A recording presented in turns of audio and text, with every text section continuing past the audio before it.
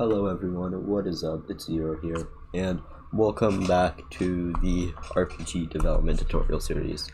In this part, we're going to be starting to build our first map, configure some mobs and swords, and set up the sword shop. So yeah, first thing I'm going to do is just start building a map. You can follow along if you'd like to, although it's not really necessary for you to. You can build your map however you want to build your map because it's your RPG game. I'm just showing you like how to use the kit. So I'm just going to create like a ground area here. Make this a bit bigger. This will be like our spawn area. Yeah, there we go. That seems about a good size. Then I'll add like a river I'm gonna add, and then on the other side of the river I will place like a field for trees and stuff with some enemies.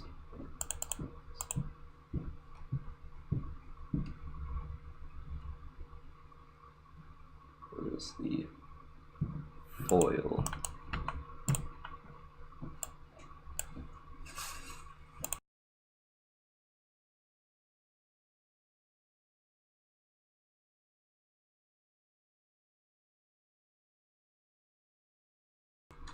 Alright, so there's that now. Now I can just set this water to can't collide equals false. Anchor both of these. Going to drag like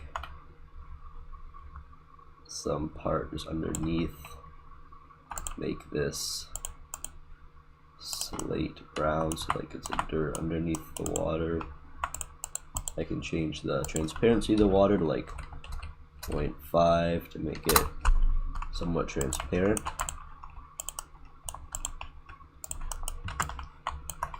This onto the other side, and there we go. Now, next thing I'm gonna do is start building some like walls, some borders around the edge of the map.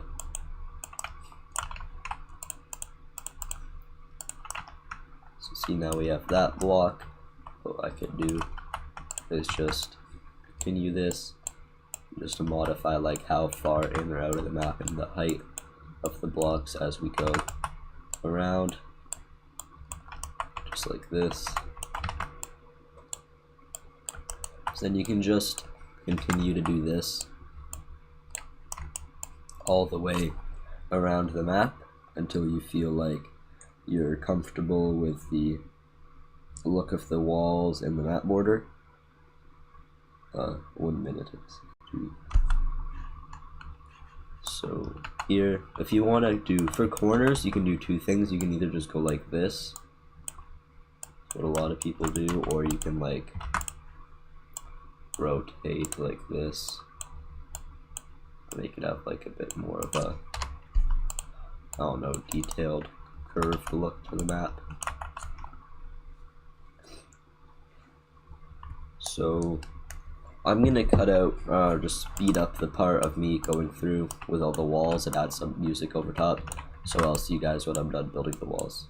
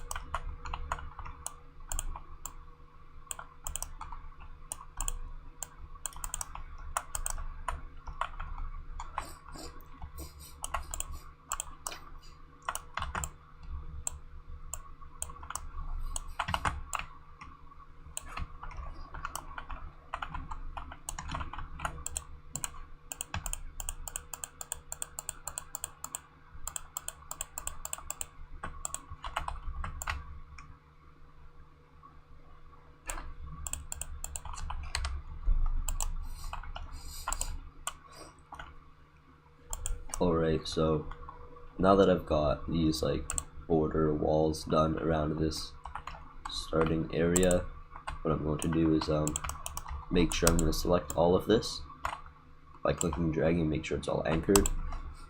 I'm going to lock these parts with the lock tool just so I can't select them. Now I'm going to build a bridge. I'm just going to build a very simple bridge going over top of the river. So I can just go like that. Like that. Here.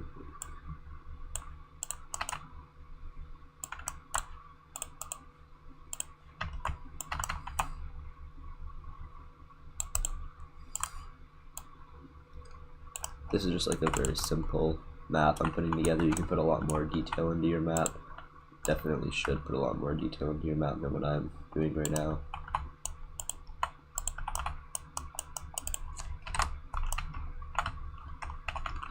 So like, I'm just going to drag this over like this, and then like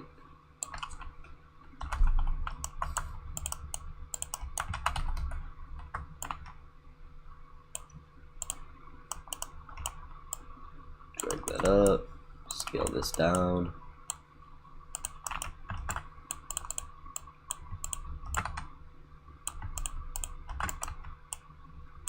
If you have any questions about how I'm doing anything, just post those in the comments and I'll try my best to reply to as many of them as I can. I'm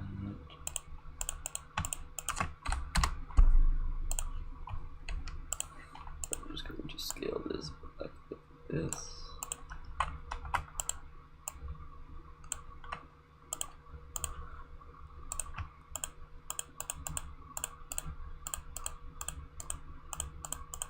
Select all these. I'm just going to center this out.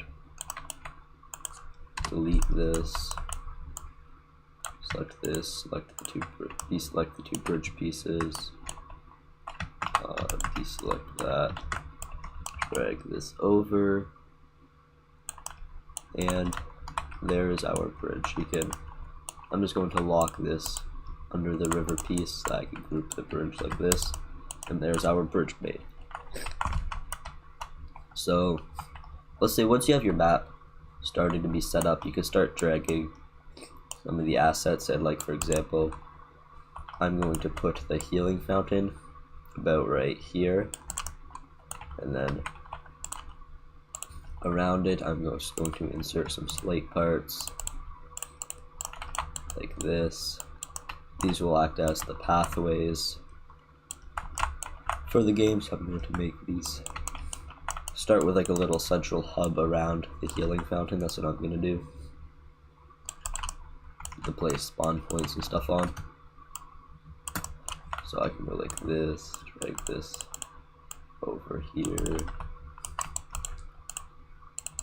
and then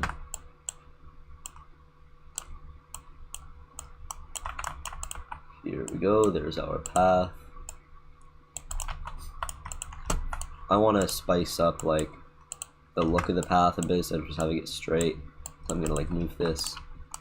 What I use for this is a plugin that I have called Gap Fill. I'll leave a link in the description. You can just select the plugin and just select two edges, so like the top edges of both things, and it'll just automatically connect them like that. Makes building paths and stuff very easy to work with.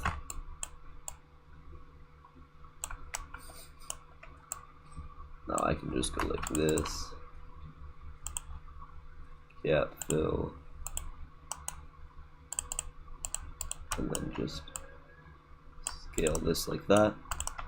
And there's our path. Like a pretty basic path going now. So now what I'm going to do is bring in, first I'll bring in the armors. I'm going to delete this bronze armor because I actually don't want anything weaker than the level 4, but I'm going to rename it to bronze. Yeah. So I'm going to delete this iron armor because I actually want bronze armor to be my weakest armor, but I want it to be level 4 instead of level 2, so I can just go in here for plus 60 health. Rename it so that it's just the correct stats in the name. What I can do now is just build a little building really quickly. So say I put like slate, dark gray slate around the bottoms of it for like the floor, so I can go like this, drag that back.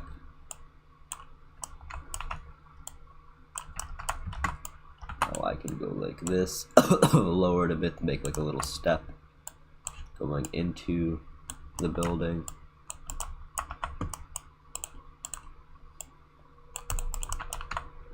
I'm going to drag this over here.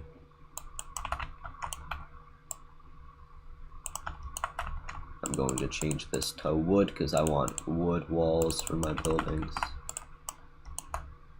Let's raise this up a bit.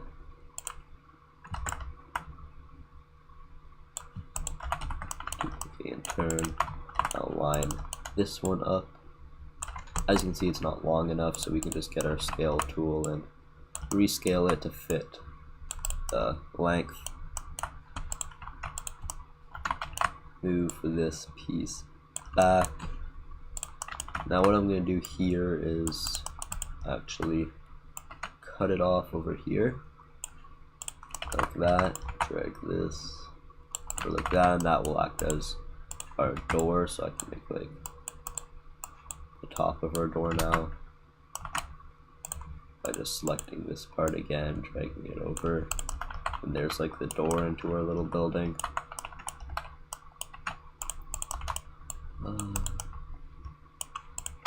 Now would this look better as full thing like a stone slate? Let's check.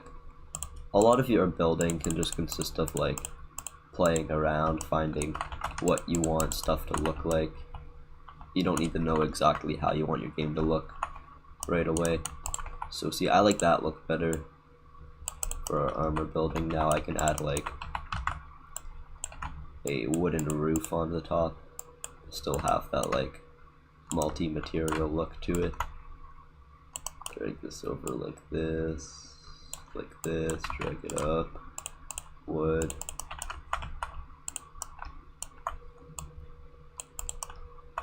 There, now as you can see, this is what we can use as our little hut for it to put all our armors in. So I'm just going to quickly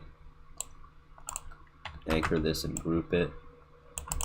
I think I'll put this over here for our armor building, since this will contain like the weakest armors in the game.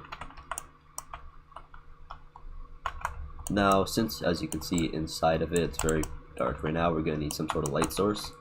So what you can do is make like a small torch-like object. That's what I'm going to do right now. So scale this down, make it longer, add like a black piece to the end, and then inside of this black piece we're going to add two things. We're going to select it, then in our Explorer find the selected piece and click the plus button. We are now going to insert a fire, which as you can see that is way too big for the size of this torch right now. So if we click fire, we can change the heat down to like 5. As you can see, the fire is going this way when we obviously want it going up. So you can just rotate the piece until your fire is going up, and then rescale it to the correct size. So just quickly one on the size of the fire. There we go, that can be our torch for the fire part of it now. But you're also going to have to put in, since the fire itself doesn't actually generate light, you're going to have to import put a surface light inside of it. So now we're going to drag this in here. in this surface light, you're gonna wanna brightness to like, you can say like 5. The color, you're gonna wanna set to like an orangey color so it does look like the room is firelit. Say we set our brightness to like 10. Then rotate this piece that's pointing into the room. We'll go move this up, rotate this on a bit of an angle, and then put it on the wall.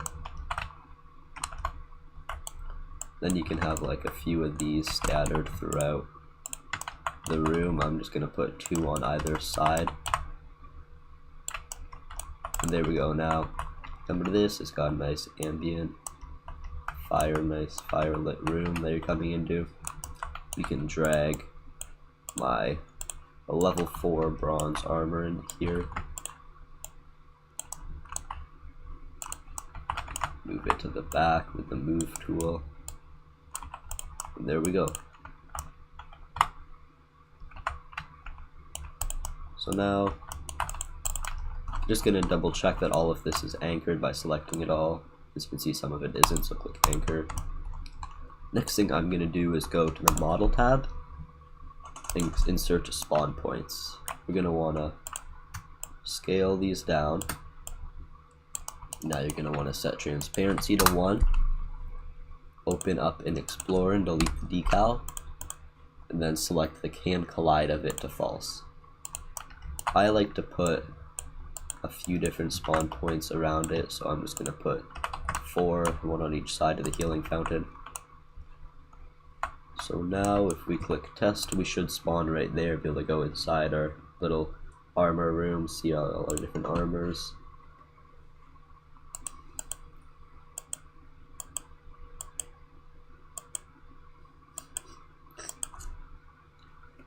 Might take a minute to load. It'll probably load faster for you. For me, it's just having some difficulties loading since I'm recording at the same time. There we go, we spawned here. You can see all our mountains we built, the river over there. You can come in here and see our nice little firelit room with our armor over here. Obviously can't equip it because I'm not level 4. But yeah, so now if I stop testing, now I've showed how to set up that, how to start building your map and like set this stuff up. What we're going to do right now is I'm just going to create a second armor really quick for level 8+, which is going to be called the iron armor. I think this room's going to have 3 different armors. The iron armor, the bronze armor, and the steel armor. So here's our iron armor. Set to add a health to 120 and level required to 8. Now I think I'm gonna have 1 more for level 12+, which will be our steel armor plus 180 health. Armor config 180 12. Now if we get color, I'm just gonna get like a very bright gray color, or not that bright, like this, to apply to this for our steel armor. So there we go. Now we've got our first 3 armors set up in here. As you can see, they look a little bit different in the orange lighting. This is what they'll actually look like once they're in the main game world. So you can drag them out to see that. Put them back in here.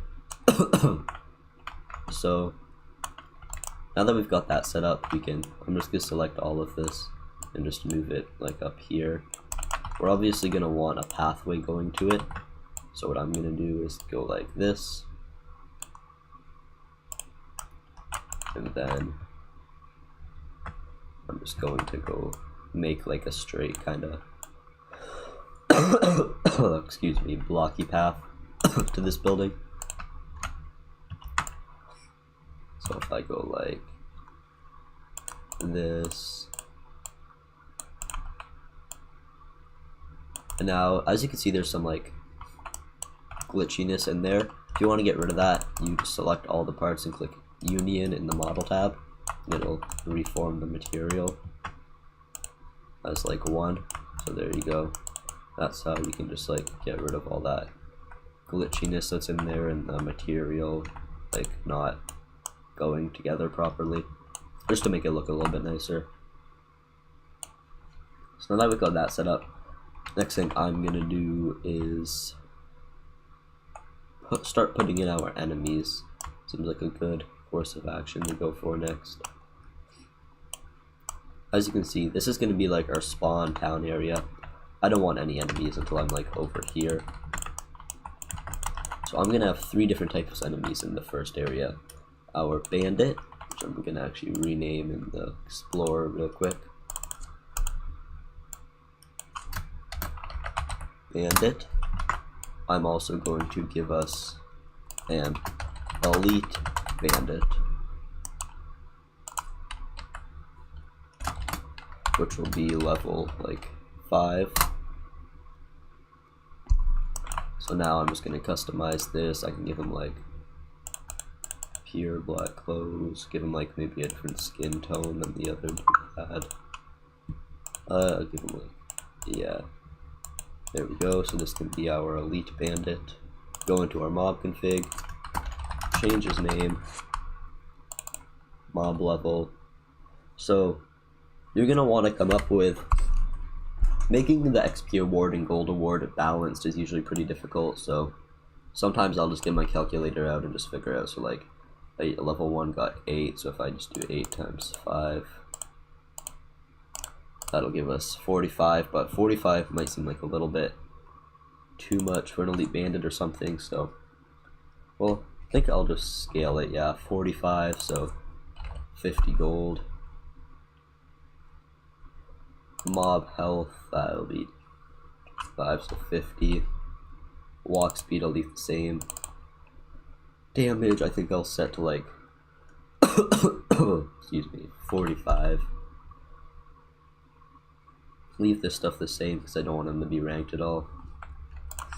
And there we have, I'm just going to configure this real quick, and then we will have our elite bandit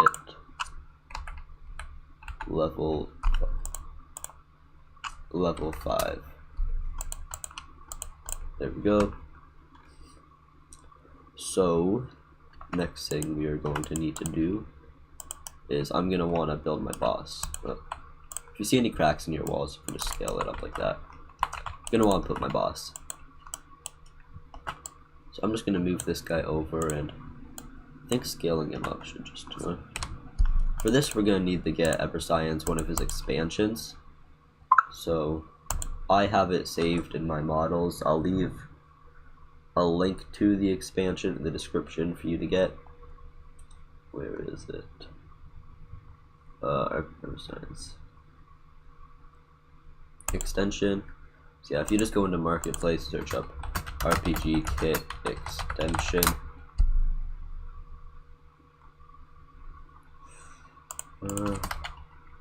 Evercyans RPG Kit. Let's try searching that. Oh, Evercyan. But yeah, if you just search for Evercyan, you can get the extension kit right out of the toolbox. What this comes with is basically a few different sizes of mobs. So if we bring this over here, we can delete this. We can have like a boss size, which is exactly what I'm going to do.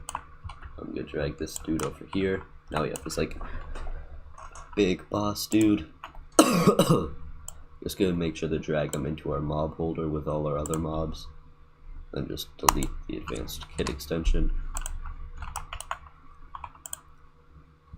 I'm going to give this dude same kind of clothing design as the other ones, with that fabric. Gonna give him like dark red kind of fabric, and like where's could do like this for skin tone. Set is right arm, left arm, and head to smooth plastic like the other guys are. And if we name him, we can give him a name. So say we name him Bandit King, level 10. And then I like to put inside the square brackets boss, because I think that's how it shows up when you do make them ranked. So now if we come into our mob config, Bandit King, mob level 10, so if we do 8 times 10, I usually give the mobs a bit more than it usually would, so I'd give like 90, 10 times 10, I'd give like 115. 14 times 10, that'd be 140, so I'll just give him some boosted health, so like 170. His walk speed, he'll be a bit faster. Mob damage, we can give him like 110. Then this is where you want to change this stuff. So is mob ranked? True to boss. Now drops a weapon. This is when you're bringing in like all your weapon drops and stuff. So say we wanted to go, so let's go get our wooden sword from our starter pack and duplicate this, our bronze sword. Let's just name this Bandit Blade. Now if we go in here and search up like dagger in the toolbox, we can find a type of sword that we want to use for the Bandit Blade. You can make your own, which I'll be showing you how to import custom swords soon, but for right now we'll just get a pre-made one. So we'll take